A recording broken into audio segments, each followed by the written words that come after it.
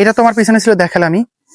এই একটা, এই একটা, ওইদিকে এই একটা, আর এই পাশে একটা। আসসালামু আলাইকুম, আমি সজল আহমেদ। কেমন আছো সবাই? আই হোপ তোমরা সবাই অনেক ভালো আছো। আলহামদুলিল্লাহ আমি অনেক ভালো আছি। আজকে চলে যাচ্ছি কালীগঞ্জ উপজেলার নলডাঙ্গার ঐতিহ্যবাহী মন্দির ও রাজবাড়ি দেখতে। এই জায়গা সম্পূর্ণ ইতিহাস শেয়ার করব তোমাদের সাথে, তাই না টেনে সম্পূর্ণ ভিডিওটা দেখতে থাকো। আর যারা এখন আমার চ্যানেলটাকে সাবস্ক্রাইব করে দাওনি, দ্রুত দ্রুত করে দাও। ঝিনাইদহ জেলার কালীগঞ্জ উপজেলার নলডাঙ্গা ইউনিয়নে ১৬৫৬ সালে রাজা বাহাদুর প্রথম ভূষণ দেবরায় কর্তৃক এই ঐতিহাসিক নিদর্শন প্রতিষ্ঠিত হয়। তবে কেউ কেউ মনে করেন এই জমিদার বাড়ির গোড়াপতনকারী ছিল বিশুদাস হাজরা, যিনি শুরুতে একজন সন্ন্যাসী ছিলেন। এখানে মূলত ৭টি মন্দিরের অস্তিত্ব পাওয়া যায়, যার মধ্যে অন্যতম হল ৬০ ফুট উঁচু দ্বিতল বিশিষ্ট বিশু মন্দির, যা পঞ্চদেবতা মন্দির নামেও পরিচিত। এটি ছাড়াও সনাতনী ধর্মাবলম্বীদের ভিন্ন ভিন্ন দেবতার নামে ভিন্ন ভিন্ন ৬টি মন্দির রয়েছে। আমাদের মানে মুসলমান ধর্মের এক ওসি না ডিসিশন আসছিল, এসে এই জায়গায় দাঁড়িয়ে কথা বললো এই অতল অধিকারীর সাথে। বললো যে তুমি এই জায়গাটা পরিষ্কার পরিচ্ছন্ন করো, করে তোমরা সনাতন ধর্মের একটা মানে সিস্টেম তৈরি করো, আমি কিছু টাকা দেবো। ওই সময় কিন্তু ৫০,০০০ টাকা দিল। ওই সময় একটা হাজিরে মানে ৬০ টাকা করে নিত।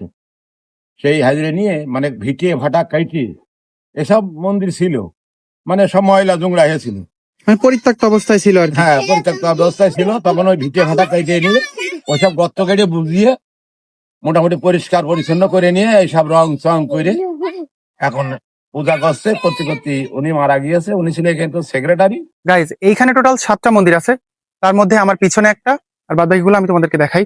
এটা তোমার পিছনে ছিল দেখালামই। এই একটা, এই একটা, ওইদিকে এই একটা, আর এই পাশে একটা। এই জায়গাতে টোটাল 5টা মন্দির আছে, আর ওই দিকটাতে আর 2টা আছে। আমার পেছনে যে কবরটা দেখতেছেন, এটা হচ্ছে অতুল অধিকারীর। এই মন্দিরটা যখন পরিত্যক্ত অবস্থায় ছিল, প্রশাসন প্রথম তার কাছেই এই মন্দিরটার দায়িত্ব হস্তান্তর করে। 7টা মন্দিরের ভিতরে অবশিষ্ট 2টা মন্দিরের ভিতরে এই একটা, এরই অপোজিটে এই একটা। এইটাই কিন্তু এইখানকার সব থেকে উঁচু মন্দির। ৬০ ফিট উঁচু দ্বিতল বিশিষ্ট এই মন্দিরটি পঞ্চদেবতা বা বিশু মন্দির নামে খ্যাত। সবগুলো মন্দিরের ভেতরে আমার পেছনের এইটাই কিন্তু সব থেকে বড় মন্দির। এই মন্দিরগুলো কিন্তু পরবর্তীতে নতুন করে সংস্কার করা হয়েছে। এর পাশেই রয়েছে রাজা দেবরায়ের রাজবাড়ির ধ্বংসাবশেষ। রাজবাড়ির এই অংশটা একেবারেই ধ্বংস হয়ে গেছে। শুধুমাত্র এই অংশটুকুই আংশিক আকৃতি নিয়ে মাথা উঁচু করে দাঁড়িয়ে আছে। এইখানে আরো রাজবাড়ির ধ্বংসাবশেষ রয়েছে।